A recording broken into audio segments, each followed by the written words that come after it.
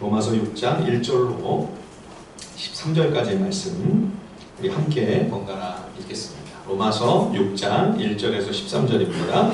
그런즉 우리가 무슨 말을 하리요? 은혜를 더하게 하려고 죄에 거하겠느냐? 그럴 수 없느니라. 죄에 대하여 죽은 우리가 어찌 그 가운데 더 살리요? 무릇 그리스도 예수와 합하여 세례를 받은 우리는 그의 죽으심과 합하여 세례를 받은 줄을 알지 못하느냐? 그러므로 우리가 그의 죽으심과 합하여 세례를 받음으로 그와 함께 장사되었나니 이는 아버지의 영광으로 말미암아 그리스도를 죽은 자 가운데서 살리신 것 같이 우리로 또한 새 생명 가운데서 행하게 하려 함이라. 만일 우리가 그의 죽으심과 같은 모양으로 연합한 자가 되었으면 또한 그의 부활과 같은 모양으로 연합한 자도 되리라. 우리가 이거니와 우리의 옛사람이 예수와 함께 십자가에 못 박힌 것은 죄의 몸이 죽어 다시는 우리가 죄에게 종노릇하지 아니하려 함이니 이는 죽은 자가 죄에서 벗어나 의롭다 하심을 얻었습니다. 만일 우리가 그리스도와 함께 죽었으면 또한 그와 함께 살 줄을 믿노니 이는 그리스도께서 죽은 자 가운데서 살아나셨음에 다시 죽지 아니하시고 사망이 다시 그를 주장하지 못할 줄을 알미로라. 그가 죽으심은 죄에 대하여 그가 살아계심은 하나님께 대하여 살아계심이니 이와 같이 너희도 너희 자신을 죄에 대하여는 죽은 자요 그리스도 예수 안에서 하나님께 대하여는 살아있는 자로 여길지어다. 그러므로 너희가 죄가 너희 죽음에는 지배하지 못하게 하여 몸의 사욕에 순종하지 말고 다 함께 또한 너희 지체를 불의의 무기로 죄에게 내주지 말고 오직 너희 자신을 죽은 자 가운데서 다시 살아난 자 같이 하나님께 드리며 너희 지체를 의의 무기로 하나님께 드리라. 아멘. 예, 로마서 3장과 4장을 통해서 구원은 인간의 노력과 공로와 선행이 아니라 오직 하나님의 은혜의 선물로 주어진다. 이 예수님의 복음이 선포되었습니다. 그리고 이제 5장에서 8장까지는 어떻게 좀 더 상세하게 구체적으로 그 실제적인 죄의 용서함과 또 의롭다 인정해 주시는 하나님의 은혜와 능력이 우리에게 임하게 되는가, 그거를 또 다각도에서 설명을 해주고요. 그리고 또 하나, 그 구원의 은총이 우리의 것이 될 때 물론 기쁨과 감사와 평안도 있지만 동시에 믿음의 그 고뇌와 또 갈등과 또 죄와의 그 영적 싸움, 전쟁이 벌어지게 된다. 그거를 또 우리에게 상세히 기술해주고 있습니다. 오늘 6장 바로 앞에 5장에서는 인류의 첫 번째 대표자였던 아담의 실패로 말미암아 우리에게 죄와 타락이라고 하는 큰 불행이 초래된 연유를 말씀해 주었죠. 그러나 아담에 이어 두 번째 대표 선수로 오시는 예수 그리스도께서 아담의 실패와 패배를 완전히 역전시키셨다. 그래서 아담으로 인해 죄와 타락이 우리에게 들어왔다면 이제는 예수 그리스도로 말미암아 죄의 용서와 구원 생명이 시작되었다. 예, 우리는 하나님 앞에 거역을 하고 불순종하고 온갖 죄밖에는 지은 것이 없죠. 그럼에도 불구하고 그러한 반역과 악으로 가득한 우리에게 하나님은 긍휼과 사랑을 더 넘치도록 부어주십니다. 그래서 로마서 5장 20절에 죄가 더한 곳에 은혜가 더욱 넘쳤다. 예, 참 이런 신비로운 말씀이 나오지요. 하나님께서 우리의 모든 악을 악으로 갚지 않으시고 악으로 보응하지 않으시고 도리어 선한 것으로 갚아주신다. 그게 바로 예수 그리스도의 십자가 사랑입니다. 그래서 로마서 5장 8절 이 말씀을 우리 한번 같이 한번 읽어볼까요? 로마서 5장에서 가장 중요한 키워드가 되는 말씀이라고 볼 수가 있는데요. 자, 로마서 우리 한 장 앞으로 가서 5장 8절을 다 같이 한번 읽어보겠습니다. 우리가 잘 아는 말씀이지만 우리 한번 다시 읽어봅니다. 5장 8절 시작. 우리가 아직 죄인 되었을 때에 그리스도께서 우리를 위하여 죽으심으로 하나님께서 우리에게 대한 자기의 사랑을 확증하셨느니라. 예수님, 하나님의 아들이 나를 위해, 죄인인 나를 위해 십자가에 죽으신 것을 보니 하나님이 나를 사랑하시는 이보다 더 뚜렷하고 확실한 증거는 없다는 것이죠. 자, 그런데 바울이 이런 복음을 선포하자 반대자들이 죄가 더한 곳에 은혜가 넘친다 하니 이걸 또 꼬투리 잡아 시비를 거는 거죠. 그래? 그러면 은혜가 더 충만하게 하기 위해 우리가 죄를 더 많이 지으면 되겠구나.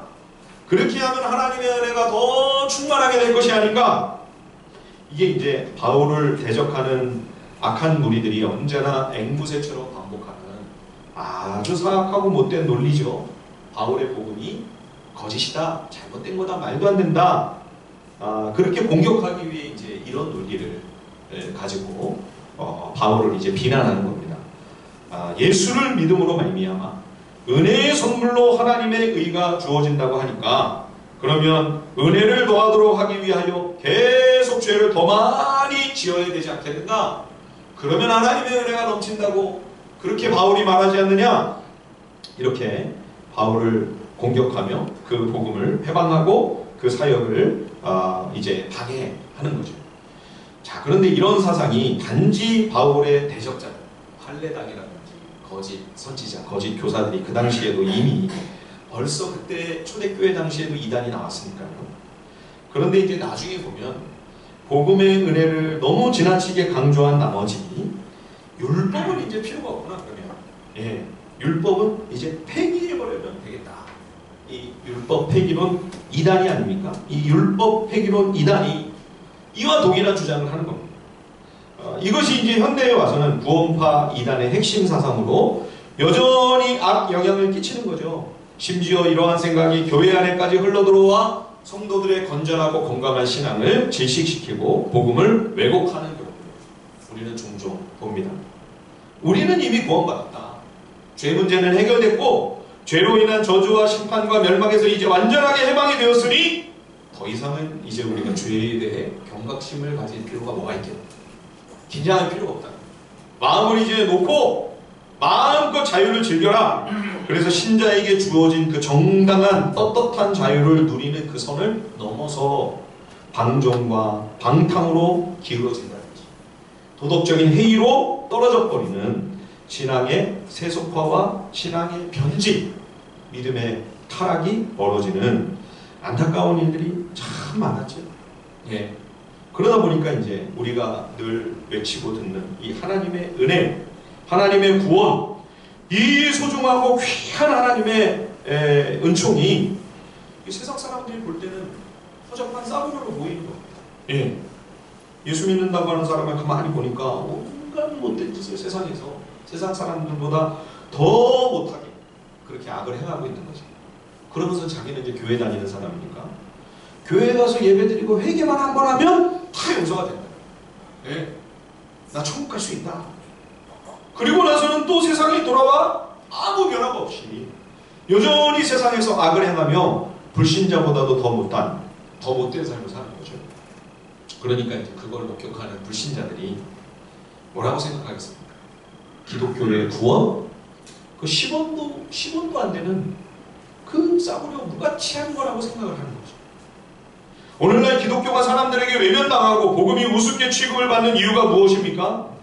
하나님의 이 큰 은혜가 값싼 은혜 이렇게 전락해버리고 말았기 때문입니다. 은혜를 더하게 하려고 더 많은 범죄를 저질러야 된다. 이 사악한 논리에 대하여 성경이 뭐라고 반박합니까? 자, 6장 2절을 한번 다시 한번 보십시오. 로마서 6장 2절입니다. 그럴 수 없느니라. 죄에 대하여 죽은 우리가 어찌 그 가운데 더 살리요. 원래는요, 지금 이 한글 개역 개정보다 훨씬 더 강조가 되어 있습니다. 원래 문장은 절대 결단코 그럴 수 없느니라. 결코 그럴 수는 없는 일이다. 이렇게 굉장히 강한 부정문으로 이 2절 말씀이 되어 있습니다. 그리스도 안에 있는 성도는 이미 죄에 대하여 죽었는데 어떻게 또 다시 죄로 돌아갈 수가 있는가? 그렇죠? 자, 3절 한번 같이 한번 읽어볼까요? 로마서 6장 3절입니다. 다 같이 우리 한 목소리로 읽어보겠습니다. 시작. 무릇 그리스도 예수와 하여 세례를 받은 우리는 그의 죽으심과 하여 세례를 받은 줄을 알지 못하느냐. 구원 얻은 성도가 이제 계속해서 이전과 같이 악한 삶을 살 수 없는 이유는 세례를 통해 그리스도와 연합된 존재가 되었기 때문이다. 구원 얻은 성도는 주님과 한 몸입니다. 예수님과 하나가 된 그런 새로운 존재가 되었습니다. 우리가 구원 얻은 하나님의 자녀된 표시로 세례를 받습니다. 이 세례는 내가 그리스도와 함께 연합이 되었다. 이제는 그리스도와 하나가 된 존재임을 선포하는 하나님과의 거룩한 언약 예식, 이것이 바로 세례입니다. 우리는 장로교가 이제 세례 받을 때 살짝 머리에 물을 뿌리는 그런 예식을 행하죠. 그러나 원래 예수님도 또 초대교회 당시에는 강물 속으로 이제 완전히 들어가서 몸을 전체를 완전히 담근, 쑥 완전히 머리 끝까지 들어갔다가 이제 물 밖으로 다시 나오는 거죠. 이게 이제 원래 세례였죠. 예수님과 함께 죽고 그리고 예수님과 같이 부활하여 살아난다, 이런 상징입니다. 그러니까 예수님이 십자가에서 피 흘리시며 돌아가실 때 물론 주님이 내 죄값을 대신 지시고 내 대신 죽으신 것, 그것도 맞는 말이지만 거기서 그치는 것이 아니라 복음은 그 십자가에서 예수님 혼자만 죽으신 것이 아니라 나도 같이 죽었다, 이거를 말씀하고 있는 거죠. 구원은 신비로운 예수님과의 연합, 하나됨입니다. 그래서 하나님은 나를 그리스도와 하나가 되고 연합된 존재를 만드셨습니다. 그러므로 주님이 십자가에 죽으셨으니 나도 주님과 같이 죽는 거죠. 하나님 앞에 온갖 악을 행하고 불순종하며 거역을 일삼았던 악한 죄인인 내가 그리스도와 같이 죽었습니다. 여러분, 죄인이 만일 사망하게 되면 피고가 재판에 넘겨져서 이제 재판을 받게 되는데 피고가 갑자기 심장마비로 세상을 떠났어요. 그럼 그 재판이 어떻게 됩니까? 더 이상 그 죄인, 그 피고의 죄를 재판정에서 따질 수가 없습니다. 검찰에서 어떤 사람에 대하여 이제 그가 저지른 죄에 대한 많은 증거들을 갖고 이제 이 사람을 수사하려고 수사를 개시했다. 근데 당사자가 갑자기 세상을 떠났어요. 그럼 어떻게 되죠, 여러분? 모든 수사는 중단됩니다. 그 사람과 관련된 모든 소송, 재판 다 그게 취하가 되고요, 취소가 되고요, 모든 수사가 순식간에 다 전부 종결이 돼요. 그걸로 그냥 끝입니다. 하나님께서 내 죄의 문제를 해결하신 방법이 여러분 바로 이것입니다. 나를 그리스도와 하나가 되게 하셔서 예수님이 십자가에서 죽으실 때 나도 그리스도와 더불어 함께 죽게 하셨습니다. 그래서 죄인이 이미 처벌을 받은 거예요. 형벌을 받아서 예수님과 함께 처형을 당하여 죽었으니 그 죽은 사람을 가지고 무슨 정죄를 하고 죄를 따지고 판단을 하고 무슨 심판을 하고 무슨 저주를 하고 무슨 멸망을 시키겠습니까? 아무것도 할 수가 없게 된 거예요. 그렇죠?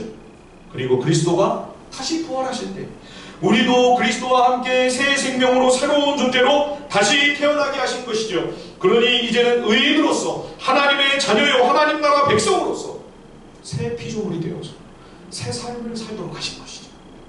이게 예수님을 통해 우리를 구원하신 하나님의 구원의 방법입니다. 자, 이 과정을요 우리 한번 지금까지 드린 말씀을 생각하시면서 다시 한번 이 로마서 6장을 또박또박 한번 같이 한번 읽어보겠습니다. 4절부터 로마서 6장 4절부터 우리 7절까지 한번 또박또박 천천히 우리 큰 목소리로 한번 다시 한번 읽어보겠습니다. 로마서 6장 4절로 7절입니다. 시작. 그러므로 우리가 그의 죽으심과 합하여 세례를 받음으로 그와 함께 장사되었나니 이는 아버지의 영광으로 말미암아 그리스도를 죽은 자 가운데서 살리심과 같이 우리로 또한 새 생명 가운데서 행하게 하려 함이라. 만일 우리가 그의 죽으심과 같은 모양으로 연합한 자가 되었으면 또한 그의 부활과 같은 모양으로 연합한 자도 되리라. 우리가 알거니와 우리의 옛사람이 예수와 함께 십자가에 못 박힌 것은 죄의 몸이 죽어 다시는 우리가 죄에게 종노릇하지 아니하려 함이니 이는 죽은 자가 죄에서 벗어나 의롭다 하심을 얻었습니다. 아멘. 예전에 우리 열린비전 교회에서 제가 청년들을 데리고 인도를 한번 갔었습니다. 그때 이제 인도에 있는 교회에서 참 감동적인 세례식이 있었는데요. 인도는 그 카스트 제도, 신분 제도가 아직도 있지 않습니까? 네 종류의 그 신분 계급이 엄연히 옛날처럼 지금도 존재하고 있는데 그 네 계층 또 아래에도 불가촉 천민, 절대 접촉도 안, 해서는 안 돼요. 손대서도 안 되는 그런 불가촉 천민이 또 있습니다. 그 제일 위의 계급이 이제 브라만, 승려 계급인데 인도에서 최고의 모든 부와 특권을 향유하는 최상위급 신분입니다. 근데 거기서 그 브라만 계급인 한 인도 사람이 뭄바이에 있는 한 성도가 원래 브라만이었는데 예수님의 복음을 믿고 자기 인생을 예수님께 헌신하려고 결단을 한 겁니다. 그래서 그 계급, 그 계층, 그 신분 사회에서요, 그 집안에서 완전히 쫓겨나 버렸어요. 네.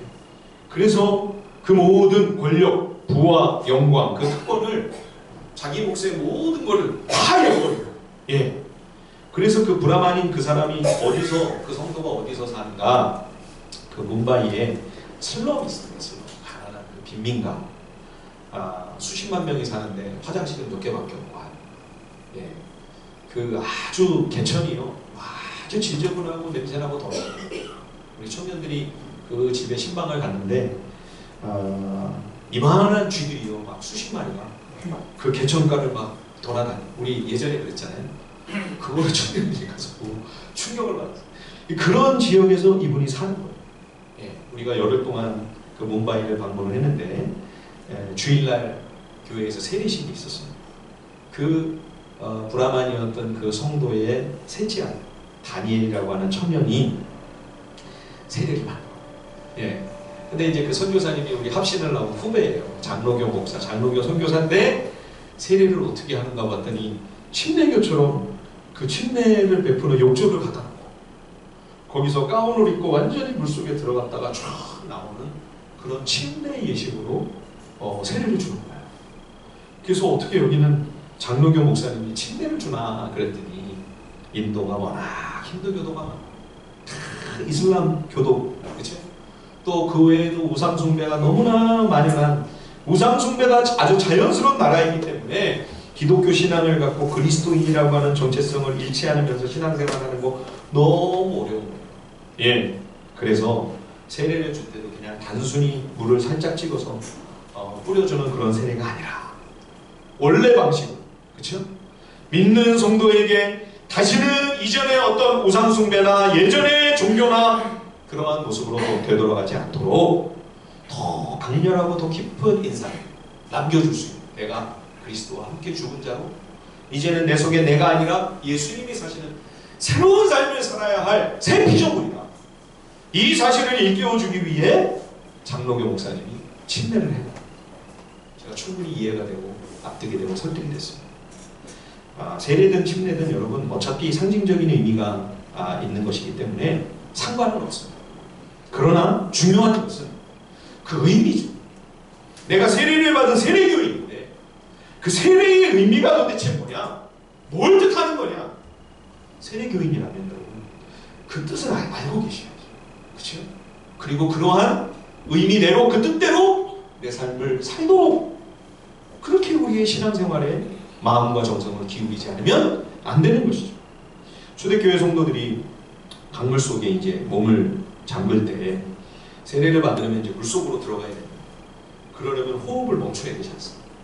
숨 멈추고, 여러분 수영하실 때 숨 쉬면서 들어가시면 되지. 숨을 멈추고, 호흡을 멈추고 들어가요. 그렇죠? 그러니까 들어가 있는 동안은 숨을 쉴 수가 없어요. 예, 호흡을 참고 있는 동안 잠깐 들어가는 거예요. 그렇죠? 이게 뭐냐? 죽음을 가리켜요. 죽음을 상징하는 거예요. 죽어서 땅속에 완전히 묻히는 상태, 장사 지낸 바됨을 상징하는 의식인 겁니다. 장례를 다 치른다. 그렇죠? 그리고 이제 물 밖으로 나오면서 다시 푹 하고 호흡이 다시 이제 이어지는 거죠. 부활. 예, 옛사람은 이미 죽었고 다 장사 치르고 장례식 다 끝났고 이제는 내 영혼이 새롭게 살아나 이제는 그리스도와 함께 새로운 존재, 새로운 피조물이 되어 새로운 삶, 새로운 인생이 시작된다 하는 거죠. 그러므로 이제 내 속에 내가 중심이 되고 내가 왕이 되어 내가 마치 하나님처럼 내 마음대로 내 뜻대로 내 욕심대로 살던 그 악한 죄인 옛사람은 죽고 이제는 내 속에 그리스도께서 주인 되시고 그리스도가 왕이 되어 그리스도의 선하신 뜻대로 말씀으로 우리를 이끄시는 그 삶에 순종하며 주님의 통치와 다스림을 받는 삶, 이것이 진정한 세례교인이라. 이 사람이 진짜 세례교인. 예. 자, 그러니 이렇게 세례를 통해 그리스도와 하나가 되고 그리스도와 연합된 새로운 삶이 시작되었는데 어떻게 다시 예전으로 돌아가서, 그죠? 내가 왕이 되어, 내가 주인이 되어, 내가 하나님인 것 마냥 그렇게 악하게 살던 예전의 그 동일한 삶을 어떻게 다시 반복할 수 있겠는가? 그럴 수 없다. 절대로 결단코 그렇게 살 수는 없다. 그렇죠? 여러분, 그럼에도 불구하고 우리는 왜 그러면 여전히 불순종하는 삶을 살고 있을까요? 사랑하는 성도 여러분, 여러분은 정말로 내 속에 예전에 나는 죽고 이제는 정말 그리스도가 살아계시는 그것이 진짜 여러분 그렇게 느껴지시고 실감이 되십니까? 아니면 거꾸로 예전에 그 교만하고 악한 내가 아직도 시퍼렇게 살아있고 내 속에 주님이 사시는 것이 아니라 여전히 내가 주인 노릇하고 여전히 내가 맘 노릇하고 있는데요? 이게 더 여러분 현실적이지 않으세요? 왜 이런 현상이 벌어지는 걸까요? 그러면 우리가요 사탄에게 철저히 속아서 사는 거예요. 분명히 말씀드립니다. 나를 위해 십자가에서 죽으신 예수님의 그 보혈의 피가 내 죄값을 치르기 위함이라고 하는 사실이 여러분 마음에 믿어지시고, 그래서 예수님의 십자가 죽음은 그 피는 나를 위한 거다. 주님이 나를 위해 오셨다. 그리고 그 부활은 내게 영원한 생명 주시기 위함이다. 여러분 이 사실이 믿어지신다면, 우리가 이걸 분명하게 확신하고 믿고 있다면, 여러분 하나님께서는요 내 느낌이나 내 현실 감각과는 아무 상관이 없이 분명히 로마서 6장이 선포하고 있는 이 놀라운 일을 이미 확실하게 행하신 것입니다. 내가 왕 되고 내가 주인되어 하나님의 자리를 찬탈하여 악하게 살아가던 그 죄인인 나는 그리스도와 함께 십자가에서 이미 처형시켜 버리신 겁니다. 예. 그래서 더 이상 사탄은 그러한 죄의 문제를 가지고 우리를 공격하거나 정죄하거나 저주하거나 우리를 결코 멸망시킬 수가 없습니다. 그래서 오늘 자 우리가 읽지는 않았지만요 14절 거기 한번 읽어볼까요? 로마서 6장 14절 우리 다 함께 한번 읽어보겠습니다. 로마서 6장 14절 다 함께 시작. 죄가 너희를 주장하지 못하리니 이는 너희가 법 아래 있지 아니하고 은혜 아래에 있습니다. 그 말씀이 바로 그런 뜻입니다. 예, 악한 마귀 사단이 더 이상 죄를 가지고 성도를 위협할 수 없다. 영원한 저주와 형벌과 심판과 멸망으로 떨어뜨리는 그러한 것을 가지고 더 이상 성도를 겁박할 수 없다. 왜? 이미 십자가에 있어. 그리스도와 함께 그 저주와 형벌과 심판은 거기서 끝장이 나버리잖아요. 그렇죠? 그러므로 우리가 혹시 세상을 떠나는 일이 있게 될지라도 이제는 우리가 그리스도와 함께 연합되어 있으므로 성도에게 있어서 죽음은 그냥 영생으로 들어가는 출입문일 뿐이죠. 여러분 죽음을 우리가 두려워할 필요가 없습니다. 그거는 영원한 생명으로 나아가는 관문이요 과정일 뿐이기 때문이죠. 예. 그런데 여러분 우리가 빨리 그렇게 주님께 부름을 받아 바로 구원 얻은 즉시 우리가 천국으로 들어간다면 얼마나 좋겠습니까? 그런데 지금 여기서 남아서 살고 있는 거예요. 그렇죠? 그래서 이 연약한 이 허물과 한계가 가득한 이 부패한 육체를 우리가 여전히 사용하고 있는 거예요. 우리의 몸에는 이전에 죄로 말미암은 그 타락한 악한 본성, 부패한 본능, 못된 탐욕과 자기중심적이고 이기적인 그 죄에 간사하고 간교한 성향이 고스란히 남아있어요. 우리의 기억 속에. 그게 다 알알이 새겨져 있는 거예요. 그렇죠? 그리고 이제 이거를 그냥 마귀 사탄이 가만히 내버려두고 있는 게 아니고요. 사단이 끊임없이 이걸 가지고 하나님의 말씀을 따라 우리가 새로운 삶을 사는 그러한 길이 아니라 예전에 살던 그 악한 방식, 그 못된 습관을 계속 답습하도록 끊임없이 우리를 부추기고 충동질하는 거죠. 그래서 우리가 자꾸 속아요. 옛사람이 이미 그리스도와 함께 죽었는데도 안 죽었다는 거예요. 네가 죽긴 뭘 죽어. 시퍼렇게 살아있는, 펄펄 살아있는데 깜짝같이 우리를 속입니다. 그래서 내가 이미 그리스도와 같이 죽은 자임을 새까맣게 잊고 그걸 망각하고 새로운 피조물 되었으며 그리스도 안에서 새로운 존재임을 인식하지 못하는 채로 정신없이 살아가므로 삶의 현장에서 우리를 몰아붙이는 거예요.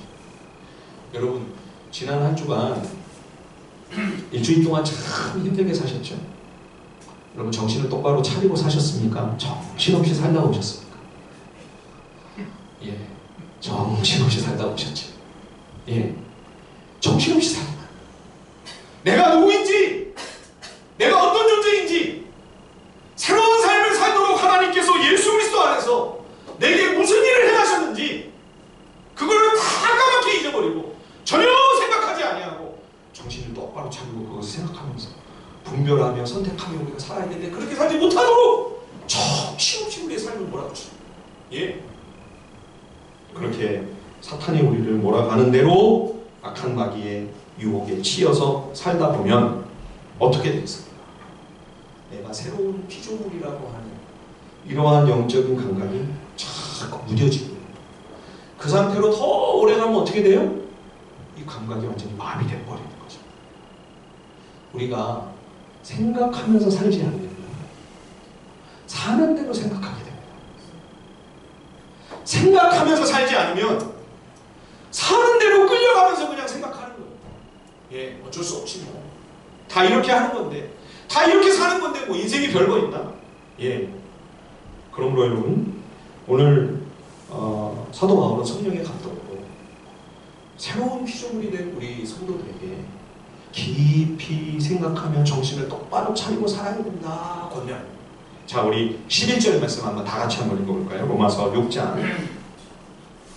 로마서 6장에서 저는 개인적으로 제일 중요한 핵심 구절이 11절과 13절인데요. 자, 먼저 11절 한번 같이 한번 큰 목소리로 우리 다 함께 한 목소리로 읽어보겠습니다. 시작. 이와 같이 너희도 너희 자신을 죄에 대하여는 죽은 자요 그리스도 예수 안에서 하나님께 대하여는 살아있는 자로 여길지어다.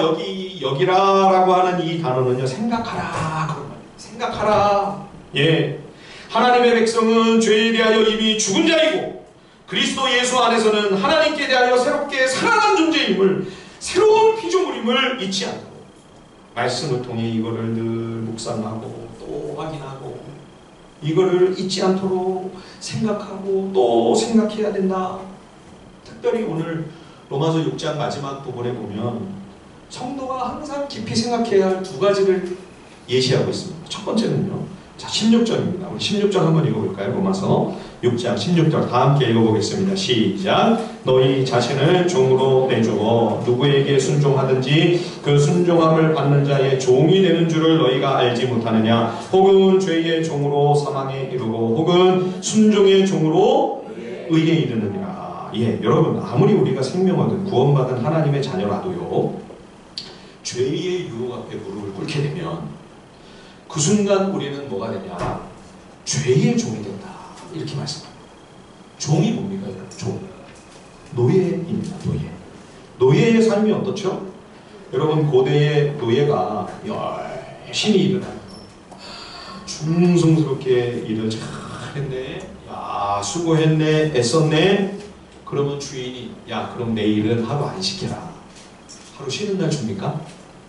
내가 휴가비 좀 챙겨줄 테니까 더운데 가서 휴가 가가지고 맛있는 것도 좀 사 먹고 쉬고 좀 놀다가 와. 그래서 휴가 보내주나요? 노예는 그런 게 없습니다. 그래서 우리가 구약 지금부터 3,500년 전의 율법에 하나님께서 안식일을 쉬도록 거기에 보면 그 종들까지도 노예들까지도 다 하루를 쉬게 해요. 예, 이게 혁명적이고 파격적인 하나님의 법도라고 하는 거기에 있는 겁니다. 노예는 쉬는 날이 없어요. 일을 잘해도 주인이 채찍질을 합니다. 열심히 충성을 해도 주인이 짓밟고 학대를 해요. 여러분, 우리가 사탄이 이제 우리를 가스라이팅을 합니다. 지난 수요일 날 가스라이팅의 원조는 사탄이라고 그랬죠? 예, 사탄이 우리를 가스라이팅을 해요. 너 내 말 안 들으면 이 각박한 세상에서 살아남을 수가 없어. 뭐 말씀을 네가 순종한다고 그러면 너 병신되는 거야.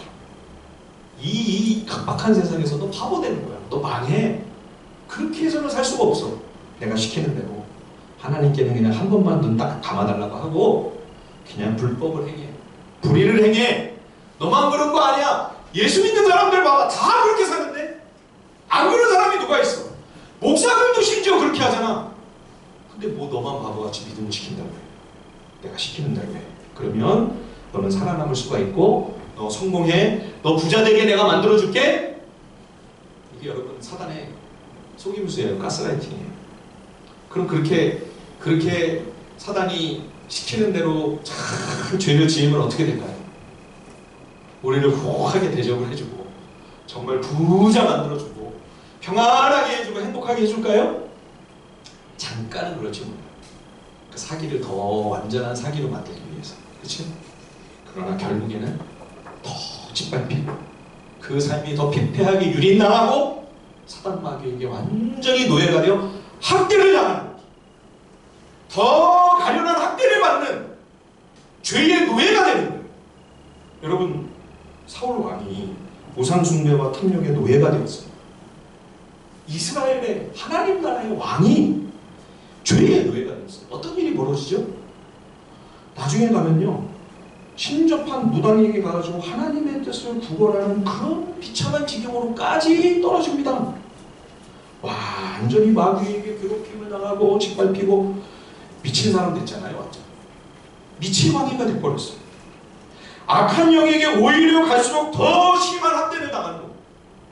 여러분, 이게 죄의 종이 되는 그러한 모습이에요. 이걸 생각하라는 거예요. 성도들이 그럼에도 불구하고 죄의 종이 되면 사단 마귀가 시키는 대로 그 유혹 앞에 굴복하게 될 때에 내가 어떤 비참한 지경에 떨어지게 될 것인가를 말씀을 통해서 확인하면서 생각하라는 거예요. 정신 똑바로 차리라는 거예요. 하나님의 사람 다윗이 사탄에게 속아서 주의 거룩한 이름을 마음껏 사단이 모욕할 빌미를 주었습니다. 다윗의 삶이 이후에 어떻게 됐습니까? 무서운 징계와 시련으로, 그렇죠? 오랜 세월을 말로 다 할 수 없는 상처와 괴로움과 아픔을 겪어야만 했습니다. 죄가 얼마나 무서운가 여러분 생각하라는 것입니다. 죄의 결과가 얼마나 참혹하고 참담한가, 얼마나 끔찍한가 생각하라. 말씀하면서 예, 깊이 생각하고 또 생각하고 예, 하나 더 생각해야 될 것을 말씀하죠.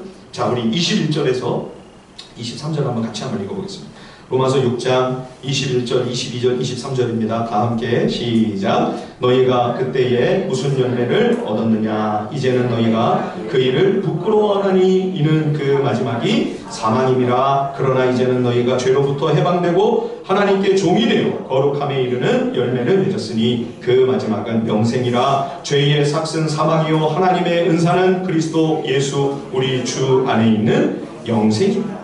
또 하나 생각할 게 뭐냐면 과거 죄 가운데 살 때 그 속에서 신음하고 탄식하던 그 어둠의 그 과거를 한번 떠올려봐라. 그 시절을 생각하면 다시 그때로 되돌아갈 수가 있겠는가. 그 마지막은 사망이다. 여러분, 꼭 세상을 떠나야만 죽는 게 아니죠. 죄의 권세에 완전히 옥죄어 악한 마귀 사탄에게 짓밟히고 유린당하며 학대를 받게 된다면 살아도 사는 게 아니죠. 죽지 못해 사는 거죠. 그게 바로 영적 사망의 상태입니다. 하나님의 자녀가 어둠 속에서 죄의 결과로 인해 신음하는 그런 비참한 삶, 살아도 사는 것이 아니라 죽음과도 같은 상태를 연명하는 것은 못할 것이죠. 그러니 그러한 결과를 깊이 생각하고 또 숙고하여 죄의 열매를 맺지 말고 주 안에서 영생을 누리고 나누는 삶을 살아야만 한다. 예. 그래서 로마서 6장 2절을 또 한 번 반복하죠. 15절을 보십시오. 로마서 6장 15절. 그런즉 어찌하리요? 우리가 법 아래 있지 아니하고 은혜 아래에 있으니 죄를 지으리요? 그럴 수 없는. 여기도 원래는 그냥 그럴 수 없는 일이 아니라 절대로 결단코 그럴 수는 없는 일이다. 아주 강한 강조의 부정문으로 되어 있습니다. 자, 또 하나 우리 6장의 키워드를 한번 읽어볼까요? 6장 13절입니다. 다 같이 한번 우리 큰 목소리로 다 함께 우리 같이 한 목소리로 읽어보겠습니다. 로마서 6장 13절 시작. 또한 너희 지체를 불의의 무기로 죄에게 내주지 말고 오직 너희 자신을 죽은 자 가운데서 다시 살아난 자같이 하나님께 드리며 너희 지체를 의의 무기로 하나님께 드리라. 예, 이 로마서 6장에 중요한 동사 두 가지가 나오죠. 아까 11절에 여기라, 생각하라, 생각하라.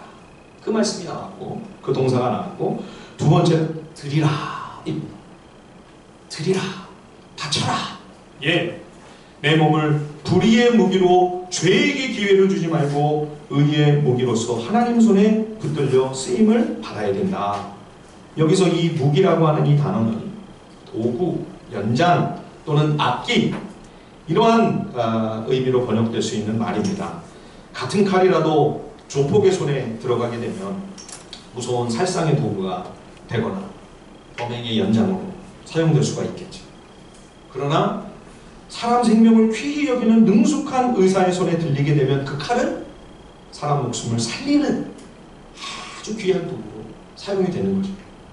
자, 예수님의 십자가와 부활로 말미암아 내가 어떤 존재가 되었는지를 깊이 생각하고, 그렇죠?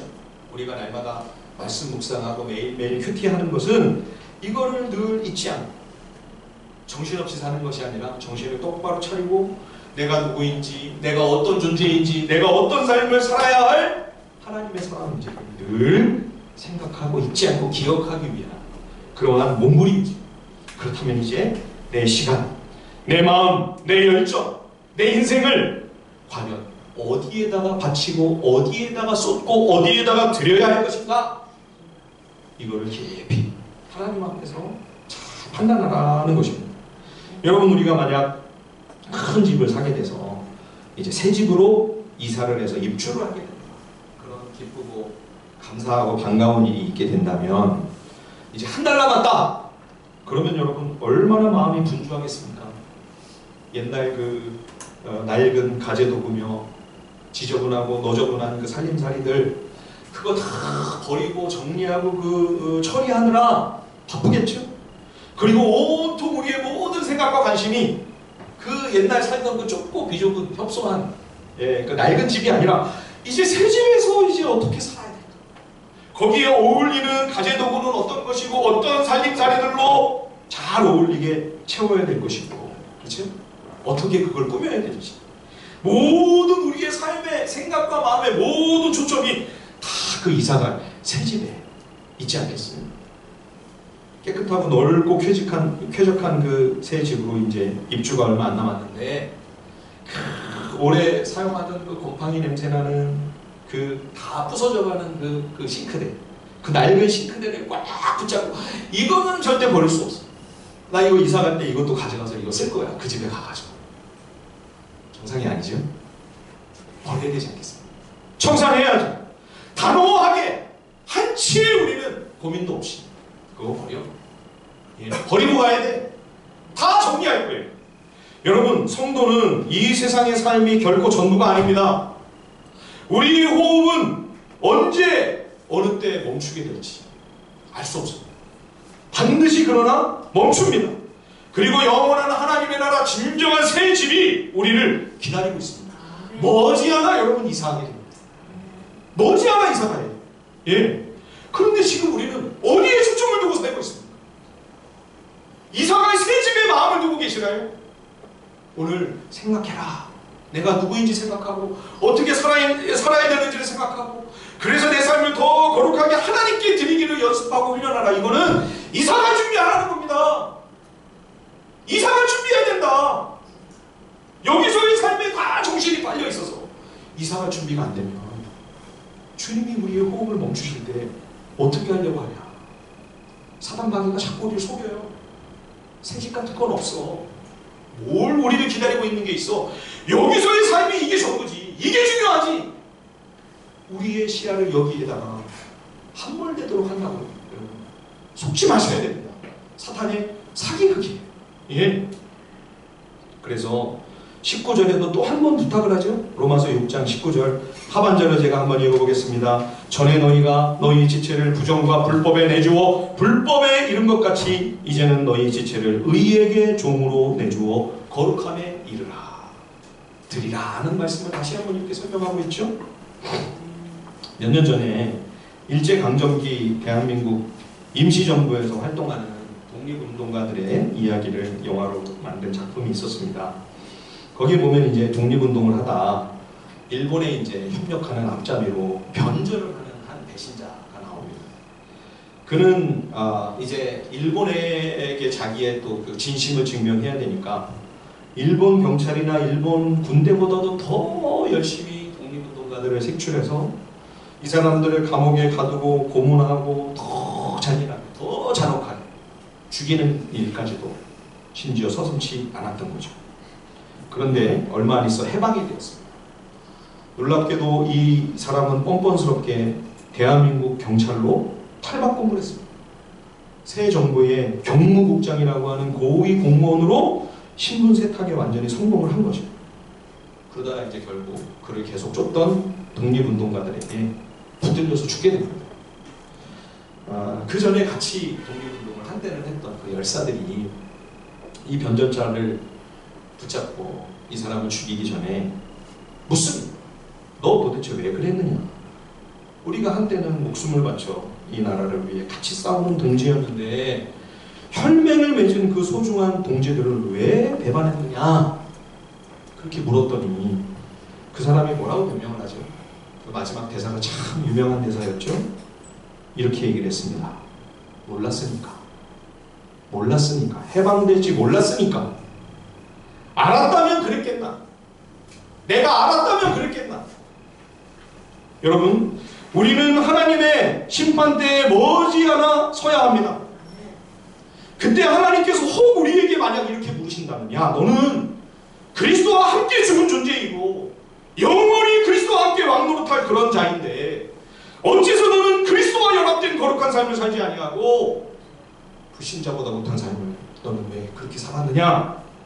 만약 주님이 나에게 그렇게 물으신다면 여러분 이렇게 대답하시겠어요? 몰랐으니까요. 하나님 나라가 올지 몰랐었어요.